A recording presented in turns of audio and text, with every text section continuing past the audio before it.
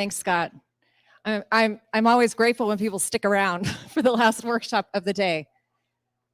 I think we're going to let folks introduce themselves to get started. And then my job today is to ask the questions you're all thinking and no one will ask, and ask for the basics, because I'm just still learning some things. So I'm going to pass the mic down. You all introduce yourselves, and then we'll start talking about DAO.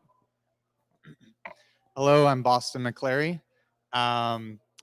You might have seen me on LinkedIn. I'm not trying to be an influencer, but kind of happened to be that way. I previously worked at Silicon Slopes as a technology director, doing a lot of stuff there, meeting a lot of awesome people. I am now at a company called PiFi, as well as one of the core team members of UtahDAO, where really we believe that Utah is fucking awesome. All right. And excuse my language, but it is. And it truly, we have amazing people here.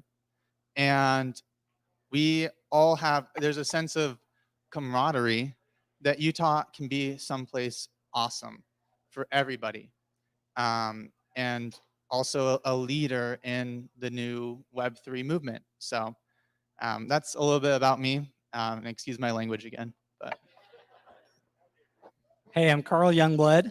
I am advising several blockchain startups in the area, and I also am doing some side programming on smart contracts, solidity development for a DeFi project in the play to earn space. I am the president of a nonprofit called the Mormon Transhumanist Association, which is all about improving the human condition here and now with compassionate use of science and technology. And really excited to be with you guys. I've been afflicted with a severe case of FOMO throughout my career, where I'm always like scanning the headlines to see what's new, what's coming out. And the thing that I was scanning back in 2010 was Bitcoin, and I never dreamed that I could be working full-time in the space at that time, but I'm so excited to be doing that today. It's great to be with you guys. Hi, my name is Michelle. I've started developing website in college, a lot around your age when the internet just came out, and I learned it by myself. I am an attorney at PayPal for 6 years doing payments and IP. And before that, I was at eBay, Samsung, Apple, and Cisco. And after that, I was at a triple play manufacturing company, complying with Sarbanes-Oxley, working with the board of directors, writing the 14 A's, and also working with the CFO on the 10Qs and the 10Ks. And that becomes later because of tokenomics. After PayPal, I decided to do something scary, so I quit my job and did startups. And in 2013, I helped create a conference with the MIT Stanford Venture Lab called Virtual Currency. I think Coinbase was 1 year old. And we talk about the future of money, of what we know today. And in about 2014-15, I co-founded a digital wallet that allows for interoperability between fiat and cryptocurrency, as well as having an alliance like Libra. And we had a provisional patent on it during those years, right? And so I advised, a lot of companies in Web3. I'm a mentor at Berkeley Blockchain Accelerator, Techstars Launch Pool, Web3 Launch Pool, a Universe Ref, which is a accelerator at Duke University, and 2 other ones. And I co-founded a nonprofit called the Dope Sea. We made cyber mermaids to help raise ocean awareness. I also co-founded Governance Research Institute. We talk about blockchain and e-governance. And then I'm a CEO of a company called Definicy, who collaborated with Damon and also Rem, that does AR as one of the company I actually advise. And then I also is COO of a AAA gaming company that will be launching soon. I also worked at a DeFi company, last year, a decentralized stablecoin that that allows you to earn. So those are some of my experiences. I'm really excited to be here today, and I'm looking forward to talking about DAOs. Awesome.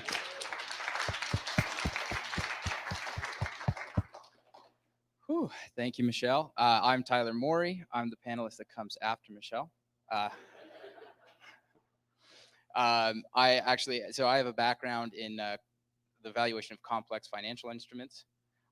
Did a lot of exotic securities and things like that. Got interested, like the rest of us did, in crypto. Started really digging in, and as of right now, I co-founded a company, small one, no one knows yet. It's called PiFi / Upside DAO. But we'll get into that one later.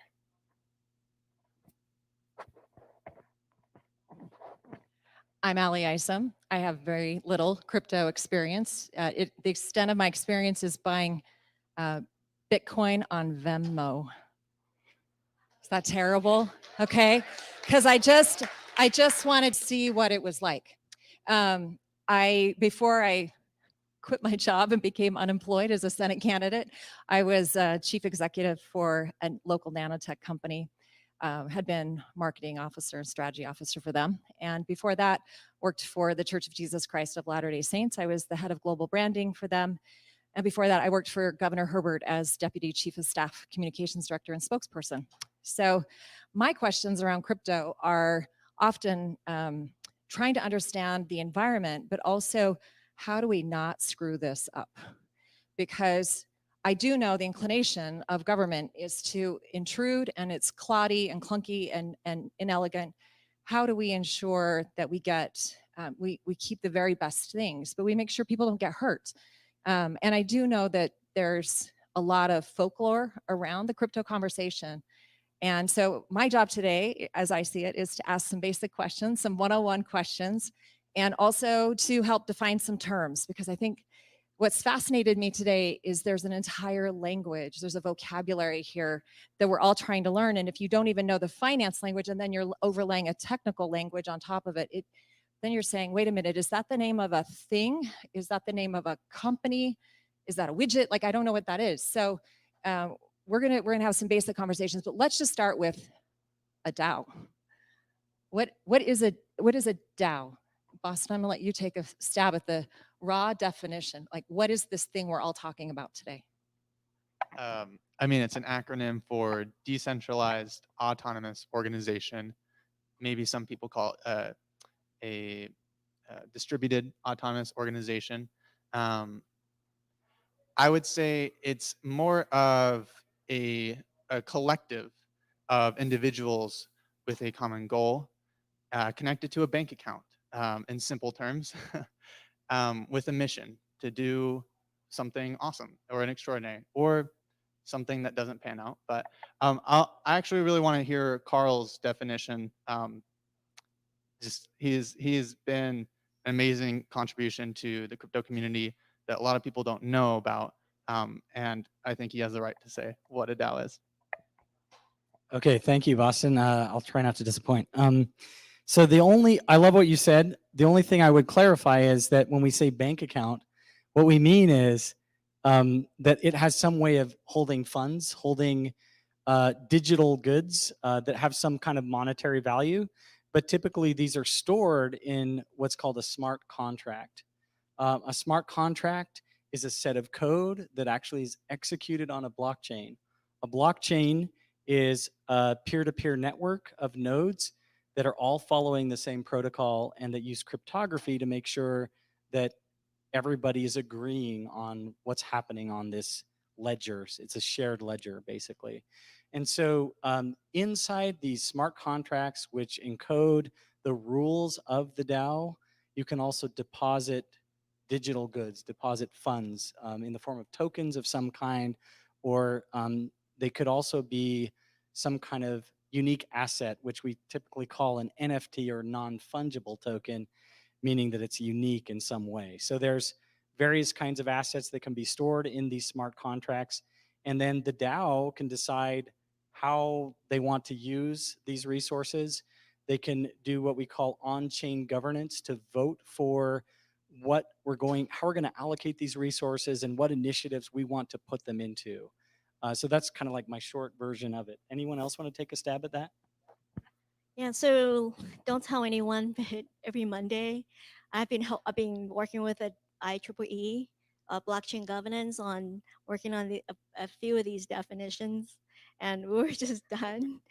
And as an attorney, sometimes, I mean, when I'm wearing my attorney hat, sometimes words are really, really important, you know. But essentially, you know, like you guys heard of the Constitution DAO, it's just really a group of people, you know, trying to do something for one common purpose, you know, and it's collaborative, you know, there's connection, you know, there is community, and that's what it is, right? And then, you know, that human aspect is also very important, is as important as a smart contract. And that's just, you know, really, I just wanted to add. And if you go to my Medium, um, look at blockchain glossary and governance glossary. I actually spent some time writing glossary, combining, you know, all the old traditional, you know, stock share stuff with all the new blockchain stuff. So you can really nerd out on that if you want to, you know, on my Medium account.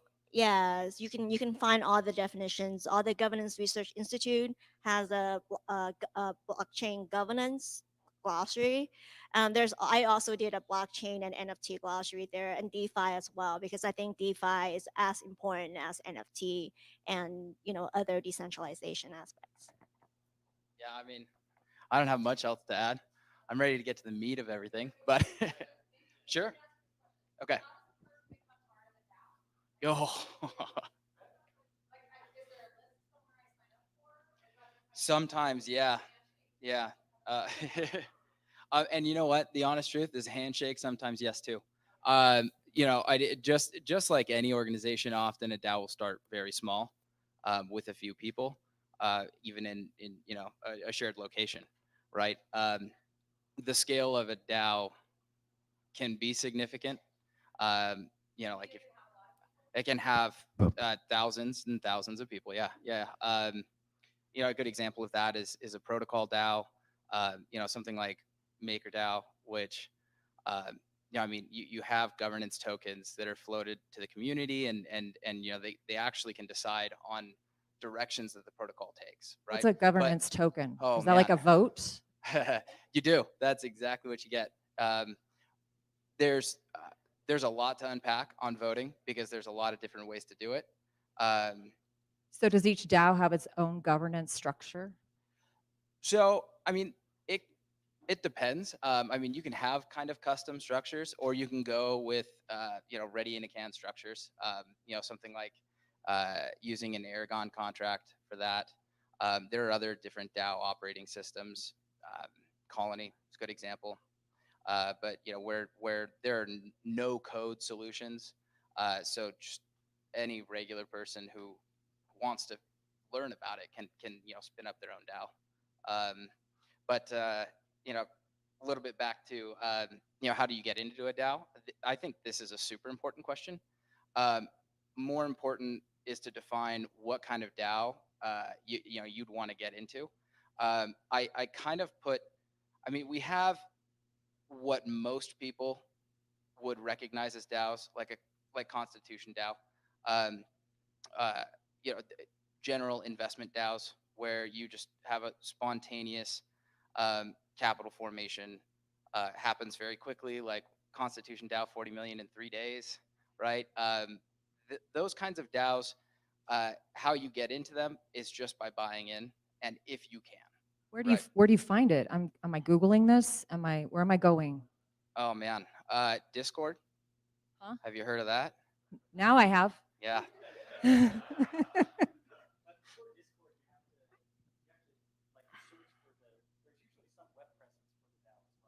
Yeah, no, normally they'll have a website or something like that. Normally that also happens at a later stage though too. Getting in early is often desirable. So, you know, there are other ways to find out. But the amazing thing about crypto as an industry is the community, right? That, I mean, develops. that is how you get into these sorts of opportunities. It's how you end up working for a DAO, is you meet people, right? There is no other industry that I know of that you can DM someone who has hundreds of thousands of followers on Twitter and they will respond to you in like 3 minutes, right? I mean, everyone is willing to help each other. So, you know, I would say broad terms, how do you get involved with a DAO? You just talk to people and you make connections and you try and find people who are going to know a little bit more than you, and you know, do the same for others, you know. But like, Okay, it's not going to be there's hard to find somebody who knows more than I do in this room. but yeah, no, last thing I'd say is just there's a longer process normally with Discord and then how you actually operate in DAOs. So there's a lot, but we'll unpack it later. Oh, okay, so from what I understand, DAOs have unique capabilities that our current organizations don't have. Talk to me about these attributes. Permissionless innovation, composable. What do these things mean? What are those attributes of a DAO that I can't get from a regular corporation? Anybody want to talk to that? I mean, y'all look at me like, okay, okay. Yeah. So All right. this is, you know, when people ask me, they often are like, well, wait, aren't the things you're describing still already available in several corporate structures, such as an S Corp, a C Corp, a LLC, those kind of things? To some extent, some of those things might be present in these existing legal structures, but permissionless innovation is something that you could look at, say, the history of the internet and see how that went down, where anyone who wanted to could spin up a server somewhere connected to the internet, build a service that people wanted to consume, that people were excited about, and they could become successful overnight. They didn't have to apply for a license to start a Google or a Facebook. They just had to connect to this internet. So it was permissionless for them to connect to the internet. And in a similar way, it's permissionless for someone who wants to found a DAO to spin up this DAO and to you know, allow whoever is interested in this, you know, state their goals and allow whoever is interested to start to get involved. And these DAOs also can be combined with each other. So we call that term composability, the second one you mentioned. That's the idea that like I can mash up several DAOs and each one of them could be providing one piece of a larger puzzle in the kinds of functionality that you would need for providing a service or a product of some kind. So, yeah. Okay. Okay. So when contracts between legal corporations are breached, there's legal recourse. Our attorney can tell us that. What happens when something goes wrong with a DAO? What recourse do you have? I mean, who do you appeal to? Who can? Where's the sheriff? Yeah, so the sheriff is the blockchain. And I mean, it's an interesting question. And I mean, if we're talking about legal recourse specifically around the smart contracts, yeah, that can be a thing. Does it really improve the existing system? No, because it means going back to the existing system and you know, going through those traditional methods. But in general, the beautiful thing about DAOs is just that when you encode the rules in a smart contract, it's really hard to break that because it's immutable. There's no way, unless you can find small vulnerabilities, you really can't breach a contract because it's code and it's shared. So does that mean you have to have like a really good attorney or code writer? Like, how do you make sure that's in the contract? So I would just add to what he was saying. I absolutely agree. Like where DAOs really shine is that they allow you to take that normal case where a contract is not being breached and just scale it up hundreds of times, right? Because now everything can happen without having to involve any like paperwork or any legal agreements. It's all part of code. So it's defined, and if someone wants to engage in a contract, it's instantaneous. But also when people come out with DAOs, they often seek legal help to try to craft the DAO in a way that makes sure that they're adhering to existing laws in the jurisdictions that they operate. And it is possible for someone to complain about something that a DAO is doing and go to the courts to resolve that complaint. So you're not always shielded from the potential of legal action, but at least the nominal case where everything goes smoothly can be scaled tremendously. And that's where I think DAOs really shine. But we still have to operate within existing legal structures. And so our goal, of course, is to reform and improve these structures. But in the meantime, most DAO operators who have any significant resources behind them are trying their best to get legal clarity to make sure that they're doing things correctly. Okay, so let me switch gears and ask you, what does it look like when you're interacting with a DAO? Like, what's the most fun DAO out there? If I want to get started, what am I like? The most fun DAO. Which Yeah, I one? just want to add to the previous question really quick. Okay, we'll go back to the legal part. Yeah, I'm not providing legal advice, and I actually don't in this space. But I just want to add that for, there's digital courts. So for Oregon, for example, they have something called Kairos, which is a digital court system. Some people use DAO Stack. I think there's going to be a lot of virtual digital courts that are going to be developing, and if you like dispute resolution, there's opportunities for you developers out there who wanted to create the next generation of on-chain courts. And I think even though you're making a DAO, it doesn't mean the smart contracts is really dumb. It's not smart, right? I think everyone here know that. I'm also a Solidity developer. I did make. Do you sleep? I spent Seriously? hibernation coding. I guess so. Because I was kind of in the house and I couldn't go out. I love a woman who has lots of skills, and you have some mad skills, sister. Yeah. So the smart contracts aren't really smart. So you do need, for example, for the Wyoming LLC, for the DAO, you need an operating agreement and you have a smart contract. So for people who are creating DAOs out there, really think about what kind of, like, if you're making an NFT, I think, as long as it's not fractionalized, you may be okay. But if you're doing, governance token, utility tokens, or security tokens, do consult an attorney, because those things you need to be compliant, with different laws, right, and regulations. Also, there's also limit liability, right? So, if you have 10 people or something happen, who's liable? Those things you need to figure out. And then, like, when the DAO is abandoned, what happened? Who paid taxes? And then, like, Do DAOs die? yeah, like, do they die? And lot? when they die, what happened, right? People abandoned NFT platforms, that is on Teslas, remember? So, like, what happened when someone abandons a DAO and 10 people abandoned it? Those are some of the things that you really need to think about when you're creating a DAO.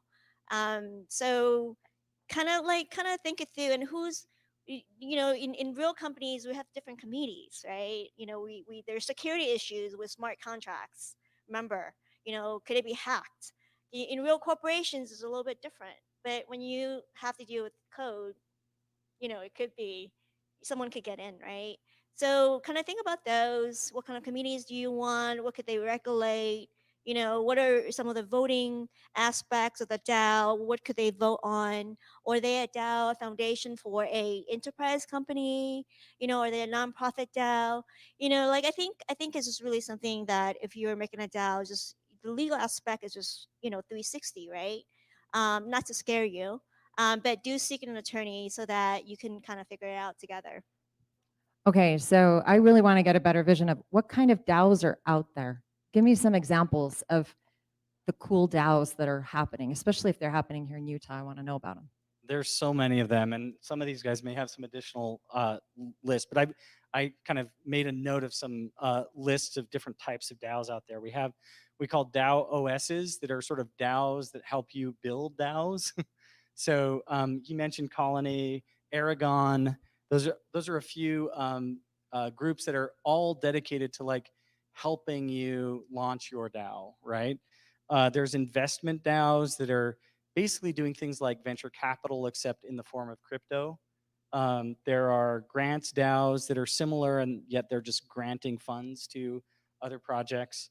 protocol DAOs. Those are where some of the most value is being locked right now in the DAO space, where a lot of DeFi stuff is happening. So you have things like MakerDAO is a very famous group behind stablecoin DAI, and there you also have Aave and Uniswap, SushiSwap, other stuff like that. Collector DAOs, where DAOs dedicated to collecting NFTs and other, CryptoKitties, other fun stuff like that. Obviously, CryptoKitties are the OGs, but like the Political more recent, logos. the more recent. Well, I haven't heard of a political logo NFT Like, series, you know, how but people want to keep the buttons and stuff. that and would be stickers awesome. And Maybe you things. could. Maybe You could start that one. start something. That would be so cool. Okay. That would be so cool. Service DAOs, social DAOs, doing like humanitarian things, media DAOs, creating new content, and even gaming DAOs. So those are just some ideas of the DAOs that are out there. Could we start a DAO to end homelessness in the state of Utah? Could we Totally. crowdsource a solution there? Yeah, no, I'll speak to that. And honestly, that is part of what we want UtahDAO to do. We want to have this organization, this collective, better the rest of Utah. Start making donations to Utah Food Bank, and really bring the people who aren't familiar with crypto or wouldn't really have a need to, and benefiting that community, the community that we live in. So How do I get into UtahDAO if I want to help? Like if I want to be part of that? I'll drop That the to me, Discord link. that ignites my imagination. That feels worthwhile, right? Yeah, I'll drop the. I don't want to Discord link join for like the sure. DAO, build the DAO cozies for other DAOs. That's not what I'm into. Yeah. Yeah, let's get Discord on your phone, and we'll Okay, we'll it's have on you the chatting to-do in there in no list. time. Yeah. Discord, got it. Okay. I'm hearing no, Scott. It's coming, Scott. It's called Upside Down. Yeah, Upside DAO. Upside Down. I like it. I like Yeah. it. Okay, I got to put on my old lady glasses so I can read better. All right. So talk to me. How are DAOs related to open source software movement? To the open source software movement? So What's the connection there? if you look at the open source software movement, like I think one of the most prominent examples in open source is Linux. Linux is powering most of the internet, and it's an operating system that's often underneath a lot of products that you buy and games that you play, things like that. Almost all the servers that you're talking with when you're using Airbnb, Netflix, whatever, they're all running Linux. Most of them anyway. Actually, Netflix runs Windows, but anyway, I think most of them. And it's like this huge code base that is maintained by developers all over the world. And each of their companies is like hiring a lot of these people to spend their full time improving the software. And yet none of those companies are directly, immediately benefiting from the work that these programmers are doing. They're just like indirectly benefiting from the fact that they can all use Linux, right? So it's weird in that you've got this sort of like free commons like thing that is benefiting the entire world, that is being funded out of the largesse of these large corporations, right? Well, what I think DAOs do that's similar is that they have a similar model in that like they can be globally distributed, anyone can contribute to them. They're all about helping some kind of community service or product or useful thing to happen. But then they allow you to concentrate resources in the form of crypto that you couldn't normally do with something like an open source project, or that's just a little clunkier, a little less organized in an open source project. So in a way, DAOs are like open source on steroids in a way. Does that make sense? Kind of? Kind of. Yeah. Okay. I'm just going to nod. Yeah. Okay. So, okay. So are there examples in the community that you could say that happened because of a DAO? Like that thing got done? We've talked about how challenging it is to onload and offload currency onto. No, that's a great question. I think that's what a lot of DAOs are currently trying to do. A lot of them are currently in their own ecosystem, doing a lot of cool things inside the crypto ecosystem, but not really has there been a DAO that has stepped outside of that. We've seen that with Constitution DAO. They wanted to buy a original copy of the Constitution. Unfortunately, yeah. Okay, for those who don't know the story of the Constitution DAO, I might be missing a few details. Obviously, there's a lot that happens, but it was a collective. Somebody said, I want to buy one of the original copies of the Constitution. It's being auctioned. And so they got everybody together in a Discord, raised $40 million within 3 days to buy the Constitution. How did they get the word out? Social media, really, I would say. There's crypto, Twitter, and these Web2 platforms that really drives traffic. And so they raised this immense amount of money in unprecedented amount of time. And unfortunately, I think the person who ended up winning was the hedge fund manager at Citadel, I believe, and which is the the crypto mortal enemy, as all of us know. If he wasn't before, Yeah, he is now. he is. So, and I think it also ties back to your question of what happens when DAOs die, because their thesis and their whole mission was, we want to buy the Constitution, and it, was ultimately they failed, and so, but so they actually. So who's making money off the interest that's sitting there? It's no one. That's the Just thing. That's sitting the there. great thing about that is that, I believe they were doing refunds, and the community though was like, well, we have all these people. What do we do? And so they basically said, okay, well, let's move all of our resources into another DAO, and focus on this other project or mission that we want. So Then do people have a choice whether they continue to yeah, they play could with either the DAO? yeah, they could either get refunded for their DAO governance tokens, or they could, I believe, swap it into or be a part of this other DAO. So Okay. So again, I'm not sure I have the answer. What's the coolest DAO ever that you've ever heard of? Okay.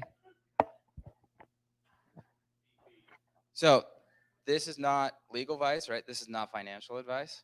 I'm not Scott. This is not and fashion I'm advice? not brave enough to say that because that's crazy. So there's a really cool DAO with a lot of really cool people. It's called Friends with Benefits. Yeah, I know. I mean, this crypto, guys. Uniswap has a unicorn as their logo. We do whatever we want, apparently. But It's the Wild West. the incredibly interesting thing about like a community or a social DAO like Friends with Benefits is that they are able to pull together resources that are intellectual, right? Or network oriented. There's generally in the beginning, there's not even a shared bank account, right? It's just people getting together, looking to do something with the culture that they create internally within their own ecosystem, right? And I mean, another great example of something like that is the Bored Ape Yacht Club, right? Which Bored Apes has created this incredible brand, right? And anyone know what the market cap is of Bored Apes, Michelle? It's a lot. $1 billion. We'll call it $1 billion. That's a lot for essentially the value of a brand, right? One intangible asset that is a brand, because of the community that's created around it, and because of the ability of all these community members to want to do work and actually produce results, right? There are downsides to DAOs, right? Constitution DAO is a perfect example. There is an issue if you're trying to bid at an auction where your bank account is transparent, you lose it by 1 cent, which is exactly what happened, right? Because It's a fatal flaw. Ken knew how much they were going to bid, right? He knew exactly how much money they had. So there are certain things that still need to be figured out, and how we actually go about making real world change is difficult, right? And I mean, that's kind of one of the things that when you look at a DAO right now, or the landscape in general, it is still so young. I mean, really, it hasn't gone mainstream until what, maybe the last 4 or 5 months that people really have talked about it. There's been a little bit here and there over the years, but the amount of DAOs that are being spun up right now, the amount of people trying to do, I mean, some really incredible things, it's just increasing at a crazy rapid pace. So there's a lot of growing pains still for the industry, and actually being able to make any real world change, it's gonna be tough, but we're gonna do it, right? How do I tell the difference between a good DAO and a bad DAO? How do I weigh risk there? Besides, do I have to hire an attorney? Do I have to? Okay. So I advise a company called NFT Go. The market cap for Bored Ape is 711.43 million. That's the market cap. So it's significant. I wanted to talk about a white paper I just read like just a couple of days ago. I had a Zoom meeting with them. It's the Proof of Good DAO, and that answers your question. That will answer your question. So I basically had some comments. They're doing a Proof of Good DAO. You basically join a DAO and you do stuff, and then you share it on Discord again. And then the moderators serve as a validator. They verify that you actually done the good deeds, and look at the screenshot.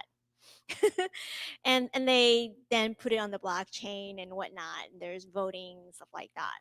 So I read it and I gave some feedback. And just like anything in the DAO community, people are really open to feedback. So some of my questions are, what are your values? Like, should your DAO have principles and values that the community would kind of live by, or and then if not, then what happens? What happens if there's conflict or bad apples, right? Second is, what if it becomes a social credit system inadvertently, right? We don't want that, but are we creating DAOs that does that? Well, our social proof score or good score, will that be used against us so that we can't buy a refrigerator one day, or we couldn't buy a house, we couldn't rent an apartment? Would that happen? Or should we care about that, right? And then outside of that, when we have oracles and validators, you guys remember, or you guys learn about stuff like the Red Scare, read novels like the Scarlet A. What happens when we create DAOs and systems that encourage surveillance, that ask people to validate you? And what if that becomes manipulated, right? So we don't have the blockchain. We know that the information on the blockchain is accurate, but what if information that comes into the DAO system, like oracles or the validators, bad, and there's conflict of interest? What happened with those information? Should we care about those, and should we worry about that? And I think it's really something that that could cause challenges in DAO systems. It's all right. Yeah, I was going to also add to that that I'd say a DAO that communicates really well with its constituents is really important.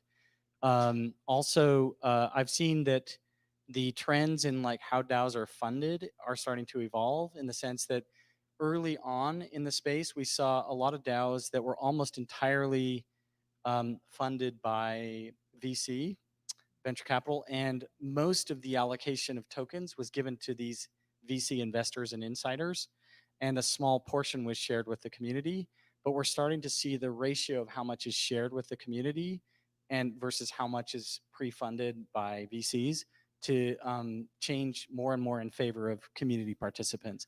And so generally, I would say now when someone's looking as to whether they should become involved with a DAO, that allocation is really important to them. They want to see that the DAO is as decentralized as possible, in the sense that it's being shared, the resources are being shared as broadly as possible with the community, and that the community is being as involved as they can be, rather than just a few insiders kind of running the show. I would say, just last bit of insight on that. Honestly, the best DAO for you to join is the one that resonates with what you want to accomplish or what you want to see happen. It's going to be different for each person. And I think that's also a good way to determine if it's a good DAO. If you believe in the mission and you can tell the people behind it are also like in the same boat with you, you know. I just have one thing to add. In the Governance Research Institute, we made up a term called governomics. And I think tokenomics and governance economics are really, really important. Um, and like you guys, everyone know that Bitcoin is peer-to-peer, right? But I think it fell as peer-to-peer. Like today, I can't send you Bitcoin. I mean, we could, but we're not using it, and there's no chargebacks and all kinds of stuff, right? So I think we need to make sure that we avoid concentration of power, which is really something that haven't are not in a lot of these projects.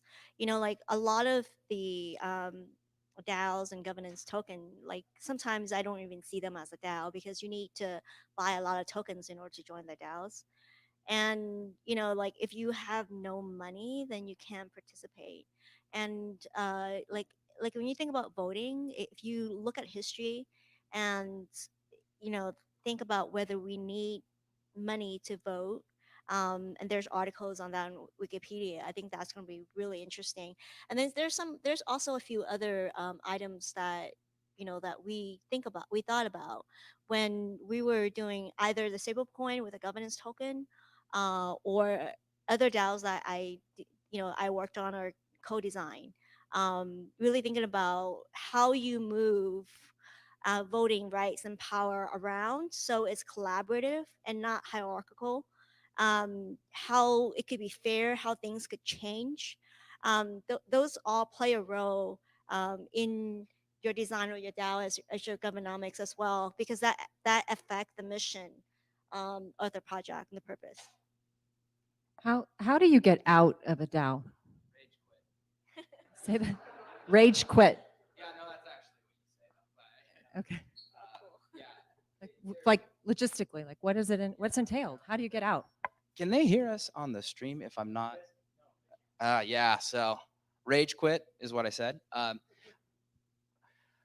To rage quit, generally, it's just something that the industry has decided to write into most smart contracts that just allows people to say, I'm done here, and immediately just single transaction, pull their money out. At its value then at that point in time, or the original? It depends on the contract. It's common for like the shared bank account types where there's some central multi-signature wallet, and you are just going to extract your pro rata portion, or the proportional ownership that you have based off how much you put in, right? There's really no need to exit a lot of other DAOs, but it's really easy, and that's kind of one of the cool things about it, is that it allows frictionless movement across the landscape, because all it takes to leave a DAO is just sell the tokens, right? Where do I sell the tokens? So, I mean, it depends. Do I have to Depends sell on it to the other DAO, DAO members? absolutely. I have to sell it internally, or can I sell No, it so- externally to somebody else? Sometimes there is no secondary market for a DAO token. It just depends on the DAO. But normally you can just go to Uniswap or Sushi Swap, Polygon, something like that, and you can swap your tokens and buy out. But Okay. Carl. Yeah, I was just going to add to that all of the services that we can see in the traditional finance space are starting to be replicated in the DAO ecosystem. So where you can go to a brokerage and buy a stock or sell a stock, and then maybe take the funds from a sale and buy another stock, those kinds of features are now being implemented in the DAO ecosystem. So like intermediaries or that's brokers right. of some I mean, kind. well, and except that they're run by DAO. So in that sense, although you could think of a DAO as a middleman for swapping one token for another, or selling your tokens or exiting your position in a way, because it's permissionless, because you don't have to ask anyone at the DAO for permission to execute this operation. It really still, you don't have to go through an intermediary so much as you just have to interact with an automated system in order to extract your funds and swap your tokens for something else. And all of the more complex financial services are already starting to emerge, like derivatives, futures, options,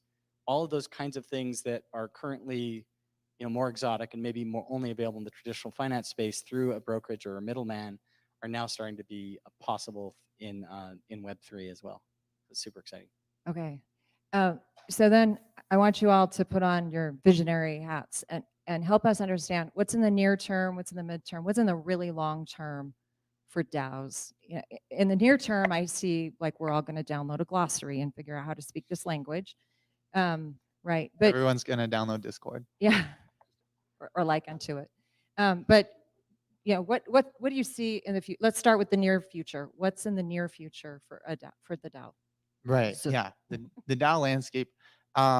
So within the next year to 5 years, I think what's awesome is before, like outside of Web3, we've all noticed a change in how employees operate and how benefits have been, like companies are now valuing employees a lot more, and if you don't feel valued at your company, you know you up and leave, right? And I think what's awesome about DAOs is it's a way that you can work and contribute to many different projects, many different companies per se, or products, without having to, I would say, be employed by a company or have a boss that micromanages you from 9 to 5. You, in a sense, become your own boss. So you're saying I could participate in several DAOs Mhm. that are lucrative enough I could feed my family and not have a 9 to 5 job. That is correct. And there are people who do that today that make 2, 3, 5x more than what they've been able to do with a 9 to 5 job. And in a sense, it's creating a gig economy for highly specialized individuals. So it's not, driving somebody from place A to B or delivering food from to your work or whatever. If you understand how marketing works, or and maybe even really highly specialized in a certain type of marketing, you can contribute to that to any project, and really, yeah, live full time off of that one skill set. So I really see That's near that term. near-term future, people, employees will be able to work full time for many different DAOs and provide for their families and really be their own boss. Well, is there anything else? You see anything different you want to add about short term? Like what's in the near term for I DAOs? would add I think that like I said, a lot of the traditional services are going to be replicated in DAO space, and that things like Netflix and Uber and other things like that, we're going to start to see user and community owned alternatives to those kinds of services. Do you think those like they'll move from that marketplace to a different marketplace? Yeah, because essentially, rather than having to rely on one sort of intermediary for our Airbnb rentals or our Uber cabs, we now can give more of the value of those services back to both the drivers and the riders and whoever's participating in the process. Anything else? So when I think about DAOs, I think about the future of communities, the future of marketing, and the future of work, right? They overlap. Sometimes they interplay. And me, like Damon could have his own DAO. Like why does he need an agency? Like the community could kind of determine and contribute ideas and choose avatars for him. Um, so I think in the short term we'll see a lot more of that. Nonprofits will also have communities where we come together. And we have for the Dope Sea, for example, we have communities of artists who care about the ocean. We come together and we talk about our love for the ocean, um, and and why we should care. We are already doing that. I've met a bunch of artists from around the world, all the places. We talk about that. And we share mermaids and underwater photography. About the ocean, plastic, and all kinds of stuff. And then marketing, right? When we really think about the community, what does it do for you? What kind of value? Um, like if 10 people are in a DAO and some people owns a podcast or is an influencer, then they can write about the DAO, the influence, something they can tell other friends that they can recruit. So I think everything is really combined, right? Even if you own like a private company and you want it to be decentralized and you want it to be global, where around the world you want people to have uh, input into your private enterprise, you want to open it up, that could happen as well. So I think we see an emerging different functions in a DAO, and that collaboration is going to be really cool. I still think that we need the skill set. I think that we're going to learn to resolve conflict, because I think communication is, no one is really perfect, right? In building companies, in leading, in talking with each other, those interpersonal skills. Even if you're working at a corporation today, and in a DAO, you're like Ali said, you work with 10 people and there's 10 personality that you have to manage. How do you work with 10 personality? So I think we'll become better at communication. We'll be better at working together, and better at that respect as well, right? Getting rid of that hierarchy. I just want to add, we want to get better at communication. We do need to move away from Discord, because that is a hot mess. So everything I would want to say has been said. I do want to add, when I think about the near-term future of what DAOs are, right? That's us. It's all of us here. Like, we are seeing a new entity type that is going to take over so many things. We all have an opportunity to get in on the ground floor and start working for what the future of work even looks like. So like 95% of what we said so far is super theoretical and kind of vague. So I'm going to do some very specific advice. Everyone should join Forefront DAO. Why? Because Forefront is basically the gateway to the rest of the Web3 DAO space. So if you really want to learn, if you really want to be in the space and start actually contributing to DAOs, that's where you need to go first. You'll learn Forefront DAO. Yeah. FORE? FORE or Yes. FOUR? Yes. FORE? FORE. Front. Okay, got it. Forefront. Yeah. Got it. Okay. With that, Scott is eager to get to some questions. Do you want to talk about long-term vision, or you want to answer questions?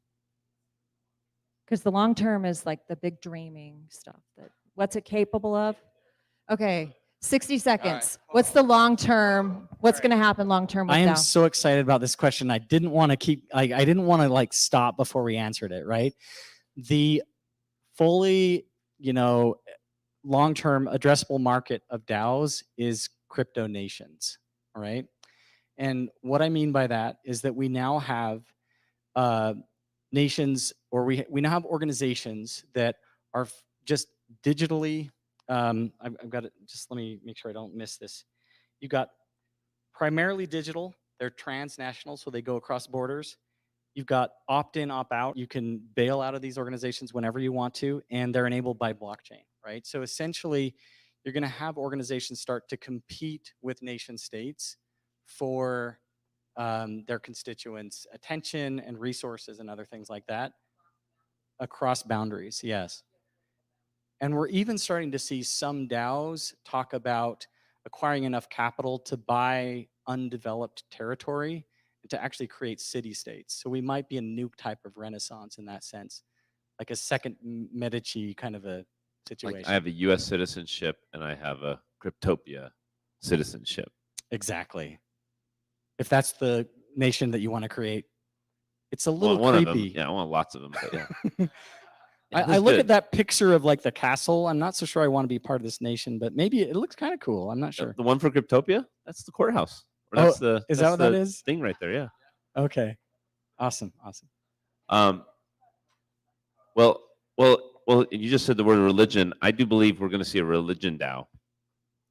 Like I want a religion that visibility of what I donate, visibility of what they do with the donations. I would love to be able to be governed by people that are there. You know, just like all the things you can do with a DAO. It goes to every governing anything. So there will be a religion DAO really soon. Decision making, there's a DAO, you know, Yeah. anytime. Yeah, Can I just exactly. Can I bring up a guest real fast to talk about the DAO that almost made it? Did you do a DAO? Oh wait, where's my Salt Lake City? Who just almost bought the? Come up for a sec. This is really cool.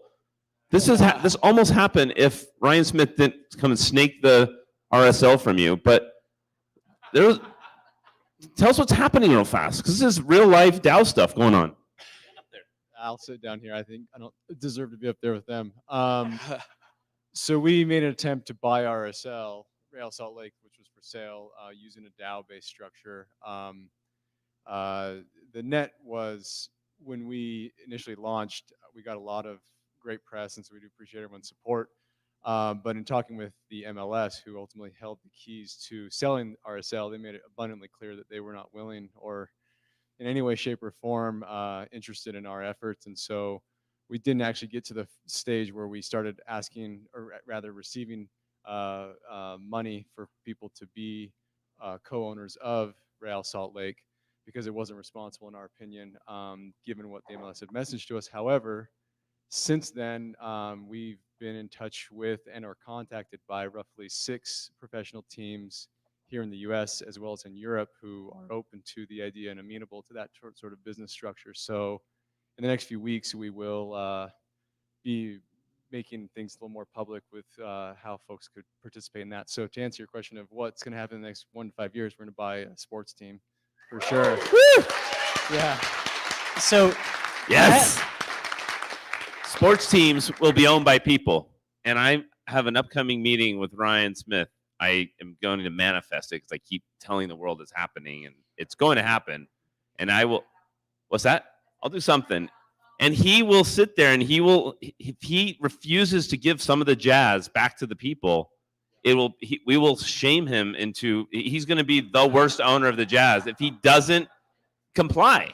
Because why wouldn't you want to give a piece of the jazz and the voting and the ability to kind of be a part of the team like the Green Bay Packers have? And there's a company, there's a team.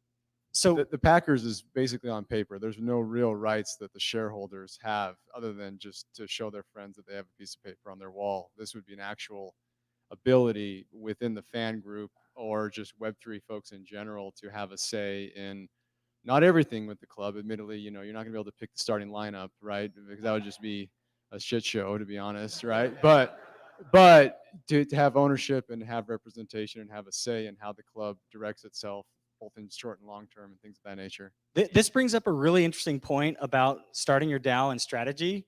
And one thing I wanted to say is, like, some groups have made the mistake. I'm also really into the charter cities movement, and I think this whole notion of charter cities being run by DAOs. There's a charter city called Tolosa that's not actually run by a DAO, but one of the mistakes they made was announcing where they wanted to launch the city. And by doing that, suddenly they are like provoking the ire of the surrounding community there. And so I think it's almost better to kind of like accumulate lots of funding and say, like, we're going to buy a sports company unnamed as of now, right? Or something like that, a sports team, right?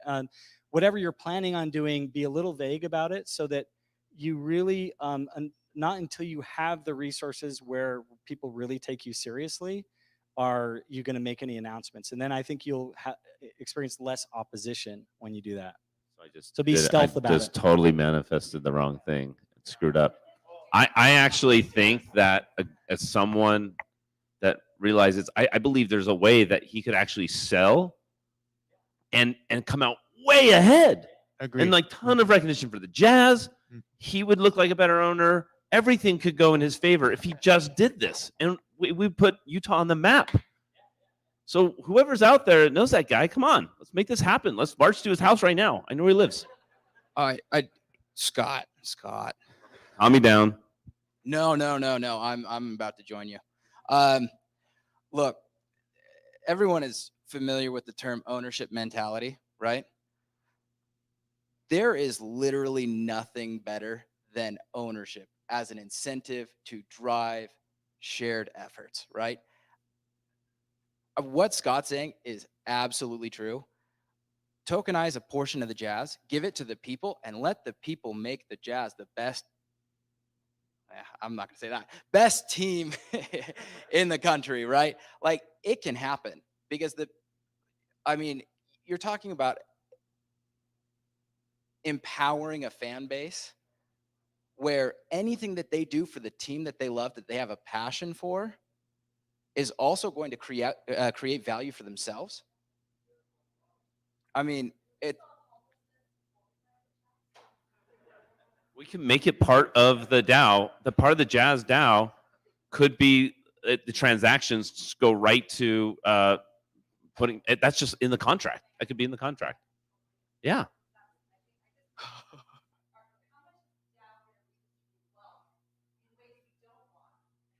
How do we ensure the DAO isn't just a new redistribution of wealth scheme and we're leaving a whole nother class of people behind and we're creating further rich poor gap, or the middle class is already struggling as it is, right? So how do we ensure everyone gets to come along and benefit? Oh man. Well, first of all, we said it a couple of times, but things are transparent. Tell me again. Right? On the blockchain. It's transparent. We can all make decisions now on where we are going to allocate our time, right? If you're looking at a DAO and you look and you can see, because it's all there in plain English, well, not plain English on the blockchain, but you can see exactly where those funds are allocated. You can see where the tokens are. You can even see the people who own them and how many they own, right? You can tell if you're being cheated, right? You can tell if those people are not taking care of their own community, right? And you can also program into these smart contracts similar to NFTs where they have royalties that every time or every portion, like token that's sold on Jazz DAO or UtahDAO, 20%, 10%, 5% goes to these organizations. And it's not based on word like trust. It's trustless. It happens automatically. So as part of the proof of good protocol, they are also doing something called Leyline, and they're trying to help redistribute or uplift, create abundance pretty much, so that there are no homeless people in the nation. So you might want to partner with that. With the Dope C, we are donating 25%, even though we're a nonprofit, to another nonprofit every single time we have a drop. So for the Cyper Mermaid drop, we're donating 25% to Sea Shepherd, and all the amount that we receive is also distributed to the artists, to the nonprofit, and also to all the people of the community involved as well too. Yeah, on that note, I wanted to add that, like, you can program a DAO to do whatever you want to do. So your question about how can we, eliminate homelessness is really interesting. Like, some people think that blockchain is like either more right wing or more left wing or more libertarian or whatever. But to be honest, you can program a blockchain to do whatever you want it to do. If you wanted to create your socialist utopia and you knew perfectly how you wanted it to function, you could program that all into a smart contract and hopefully it would work. I don't know. I mean, but the point is it's just allowing us to do these things more efficiently and smarter. So whether you want bigger government or smaller government, blockchain could still have an important role there. Sorry, yeah, I'm going to sit even lower on the stairs because now I'm interrupted and I apologize. But to answer your question in terms of redistribution of wealth, it's something that we haven't heard mentioned, but that for us at least, one of the main problems is the corporate structure as it exists today inherently funnels money to the top. And we haven't really seen a revolution in terms of the corporate structure for 200 years or whatever, right? And so our thought is that in order to be legitimate from a DAO perspective, we view it as it must be a co-op. And so as a co-op, you have the ability to have, for example, like an NFT as a membership fee to be a participant in the co-op. And then there are a lot of, shall we say, benefits and relaxing when it comes to limitations within the co-op of members and how they're able to buy and sell tokens and things of that nature. And so when from a redistribution of wealth standpoint, if you have an S Corp, C Corp, even an LLC, it's not immoral, it's amoral, but the amoral reality is that it's going to funnel money to the top. And so any individual who starts a DAO with an LLC inherently is going to have to deal with, potentially, if they're successful, a lot of money in the hands of very few people. However, if you create a DAO based on a cooperative, that legal structure as a co-op, you're going to be in a lot different position, and inherently, I think, in a much better position legally and within, on the blockchain, the ability to truly make sure that that organization stays as decentralized as possible. Sorry, I'll stop talking now. Hey, can we go to buyrsl.com still? Yeah, you can, just to simply provide collective information to kind of be updated on the next things that we're doing. But yeah, if you're interested in just the co-op thing alone, just reach out to us and we'll happily discuss anything that we know to kind of share with us. Is us by rsl.com. Yeah, go put your email in there. They're doing cool stuff for sure. I mean, gone are the days where just a few rich people own teams. That's so archaic. It feels like 1700s to have just these rich guys made money on catch up owning all these football teams and stuff. I don't get it. We should be owned by the people, the fans, the people. That's the one place the DAO should just take over immediately is fan ownership of teams. 100%. Yeah. 100%. I'm gonna before I lose my And mind. then we'll go do some Q&A out there in a sec. This yeah, one we can go a little over. we'll You guys get will to the leave. It's all Q&A. over now, but we're gonna have some fun here and fireworks a little bit. All right. So no, I want to talk about Upside DAO now. There is, I mean, everyone's aware of the startup economy, right? Startups, if we talk about tech startups specifically, right? The best performing asset of all time, right? Well, Bitcoin, but like the second best. And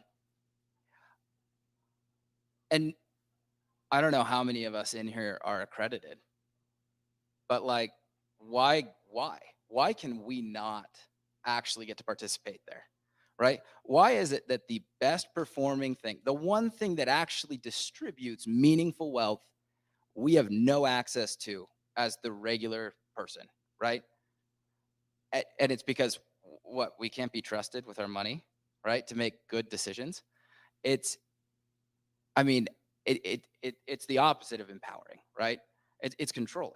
And that is, I mean, I'm going a little too hard on that. But anyways, I thought this is a good thing to kind of talk about what we've been up to. What you're saying, in simple words, is most people are not accredited. Therefore, they cannot be investors in Uber when they're starting out, or Airbnb or Giddy when they're starting out, right? Yeah, exactly. This is true. You know, the only real way that you can get in is go work for them, right?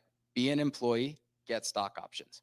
Is that something that's actually available to the general populace? No, it's not. The reality is that every single one of us has value to contribute, right? There is something that we know the best maybe, but that we can actually use to create value. And we often do it. You think about it, every time you like a post from some company that you know, you're creating value for them. It's minuscule, but that's social signaling. There's something there, right? Yet all of that is still being retained at the top, right? Like we talked about, the tops of these organizations. So how do we fix that? We all join the top, right? We all become owners. So yeah, Upside DAO in like the one sentence is, what we want to do is take traditional companies, startups, best performing asset class, tokenize portions of it, and let the community and the people that care about that company do something just like the Jazz fans could do for the Jazz, right? And then actually become owners at the same time, right? Get paid in stock for services, right? It's actually okay. And right now, you know, I'd love certain regulations to change. They're not changing. But there are still other ways that exist that, I mean, within a regulatory framework, we can actually start seeing meaningful distribution. And I, of a, you know, personal opinion, I think that when we, a lot of people who have a lot of money may be afraid of something like this. I don't think that's the case. We're living in a new world where when you can start distributing ownership, right, effectively at scale, you now create this network that can build value for you. In the end, you're going to have better returns anyways, because you will have grown and built something so much bigger than you could have done as a single company. So anyway, that's my 2 cents. Nice. Q&A, 1 or 2 questions and then call it. Is there anyone burning? Like, you got to prove that you're burning. Okay, you're burning. You're burning. Bianca, my friend from LA, I'm letting you have the first question. We met on Volley, which is the best app ever here built locally. They're going to tokenize soon, I swear. Thank you. Again, my name is Bianca. I'm from LA. I'm actually from Phoenix, which is okay. I just want to start off by saying this is by far my favorite panel of, you know, everything thus far, you know. So, you know, you guys are awesome. And I come from a world, thanks, or you're welcome. I don't know, but yeah, both, yeah.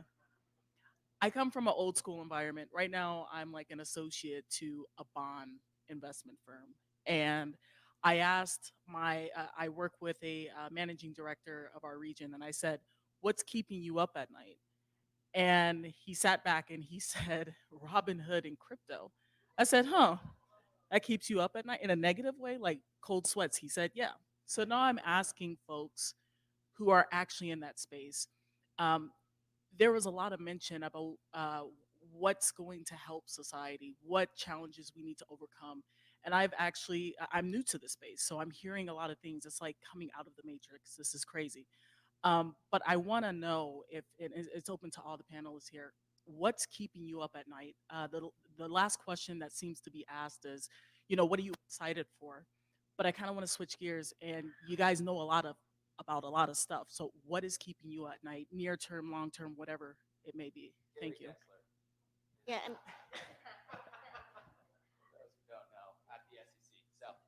Yeah, I'm gonna say Animal Farm.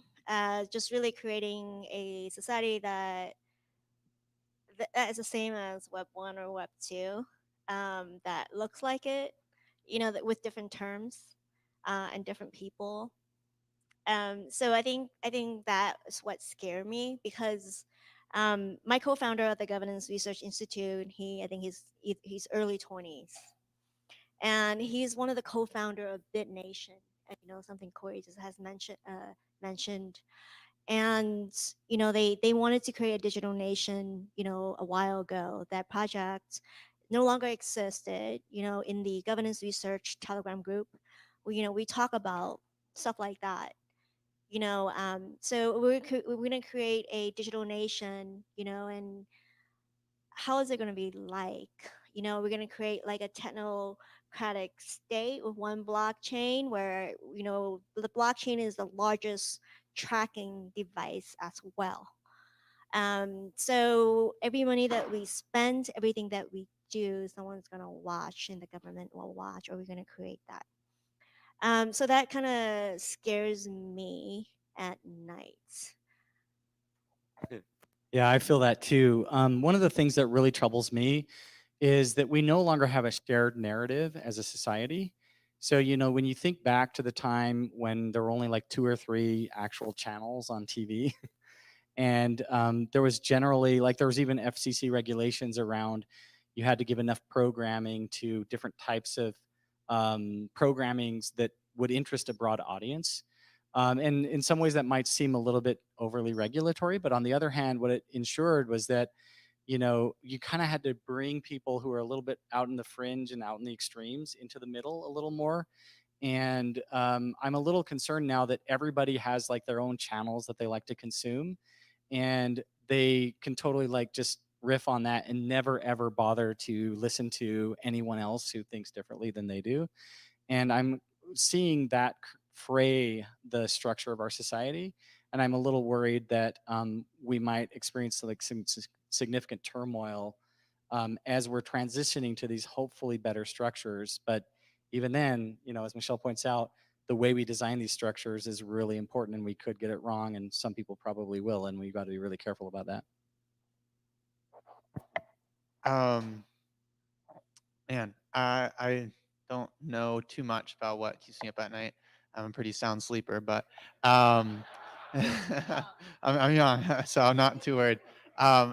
Most things that keep me up at night are things racing through my mind, like this is the best idea I've ever had ever. Like this is gonna change the world.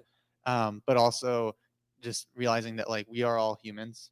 We all are all, you know, like as much as technology is amazing and how much it can change the world, that won't change the fact that we are just like creatures that crave interactions and face-to-face interactions and have a sense of belonging. So I'm gonna do one more question. What keeps me up at night, figuratively and literally, are my kids. 3 of them. They keep me up, and then it also keeps me up because I'm set in this metaverse. I play my cards right. I'm good in the real world and the fake world, whatever you want to call it. But my kids are not. I don't know what's going to happen to them, and so I'm trying to pipe together what will make it so that they have something when all said and gone. And like the only thing that really keeps me up, guys, is AI. I'm gonna be honest. The AI is coming before any of this blockchain actually materializes in a way that saves our lives. We're gonna have one sentient being that's gonna pretty much take care of everything here, and that could be good or bad. We don't even know. All right, what do you got? I have so many questions. Like for each one of you. So the first thing, like, I want to start a DAO. Like I've been thinking about this for a while, and me and Michelle have like talked about this too. Like there's a bunch of venture capital people who are trying to start DAOs around their VC funds. Should they be doing that, one, or they're just trying to stack something on top? And then if I was to adopt that, say I want to spin up one to invest into like ESG projects, how am I going to get screwed by the people I let in? Just, you know, playing devil's advocate. And then, yeah, like how can I go about forming that the right way? And then I have a question about the charter cities thing. So I'm working with this island off the coast of Honduras. It's called Prospera. Have you heard of that one? Yeah. Okay, so these guys like have a country that's run by a corporation, and I like became a citizen like in a day by, you know, but it's run by a corporation basically. Yeah, and they need a DAO so bad. Like, how do we convince them to adopt a DAO for their structure? And you brought up the surrounding community thing. How do you get, like, can you issue DAO tokens to the Hondurans so they're not pissed that we're like colonializing? Yeah, if you want to learn more about that, we have an amazing conference that I'm organizing on March 19th. You can register for it out of my booth there with the Mormon Transhumanist Association. But we have experts on charter cities and on special jurisdictions who are going to talk about Prospera and other places like that, as well as blockchain and other forms of decentralization. But yeah, there's a lot of people who've been working really hard on how to structure those in a way that's really equitable. The short answer is that you need to design it in a way that it's ultimately going to be given back to the local populace. Right. So, but I'd love to talk to you about that afterwards. We just don't have time. Totally. And then, sorry, one more last one directed specifically at you. You're talking about giving access to accredited investors, right? So you probably know Sweater VC in Utah, right? Yeah. How do we get them to start like a little mini DAO fund or make the whole thing a DAO fund? Oh. I love Jesse, but he's stuck in Web 2 land, and Sweater is too. But we need the idea of Sweater to go Web 3. How do we help? How do we transform? It's like the digital transformation. How do we help Web 2 go to Web 3? And this is not to NFT now. We're talking to DAOs. Sneakily. Sneakily? Yeah. But I mean, is there, once again, who do we call? Last panel, everyone stood up and said, "Call me. I'll help you go NFT." When people out here want to go DAO, is it upside down? Okay. Yep. No. Talk to me. Anybody else up Michelle. there? Carl, did they call you? And then if we vote for you, Ally, does the whole? Ally will call me. Okay. Good.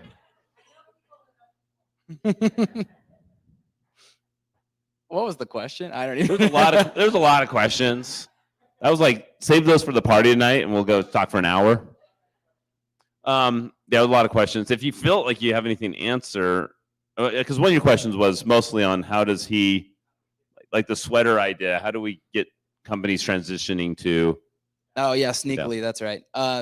No, the answer, I'm going to call it progressive DAOification, but we've got to start small, and just like spontaneous web native DAOs, right? Web3 native DAOs, where that's where they exist. They still start small and they scale, right? You have to do the same thing with a company, whether that's a VC fund or some operating company. Like, you just have to start small. So where do you start? You start with one small thing that the company does, and you DAOify that, and then we start moving up the chain, right? Because in the end, companies like Sweater or VC is maybe a little different here, but in general, companies are going to take a lot more than just one DAO to run, right? There's an idea of DAOs and sub DAOs, and how you structure a company and an entity. We still have no idea. We just barely started writing those smart contracts in the DAO world, right? Like, it's getting there, but the answer is we have tools right now, tools that will be effective for one specific piece of what a company does. We start there. If you, Alex, I know you, and I wanted to mention about tokenization and security token DAOs, because I don't think we have spoken about that in the panel. I think for certain things like investments, I think security might be more applicable in terms of structuring that DAO so that they could be compliant. And another thing I want to talk about is, like, when my co-founder and I created the Governance Research Institute, we're part of R3 Accelerator as well. And one question that was asked to me was, Michelle, like, based on your insights, why are you guys important? And this is before DAO became popular. And I said, look, all the security tokens, all the companies, the way that the corporate structure, it's going to be DAOs, it's going to be e-governance, right? If it's not going to be a DAO, they're going to use blockchain for voting and e-governance. It's going to be different. So, in the future, besides digital nations, cities and that live in the metaverse nations, there will be governance and security tokens, and we can work at a big company, and we can get paid and have voting power. Those are going to change. So I just wanted to emphasize that as well. I just want to add really fast that we have legal experts that we're working with in the UtahDAO. We're trying to connect people in the community who are already advising and providing legal help to companies that are becoming DAOs.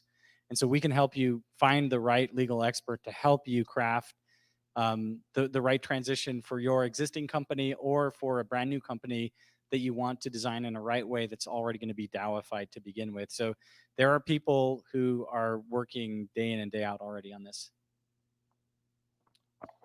I wanted to add too that I was CEO of a DAO that I created for an open source AI company. I actually incorporated in Switzerland, and I call everything in the US baby DAOs, because it's really hard to be a real DAO because of regulation. In Switzerland, you can create real DAOs because you can design the structure, and all that, so that you want that to be a decentralized kind of way and still have a corporation and a DAO collective. So it's something to think about outside of the US. If you want a real DAO, and then a baby DAO in the US for like simple projects like NFTs, or a security token because that's easy to comply, easier to comply with an attorney's help.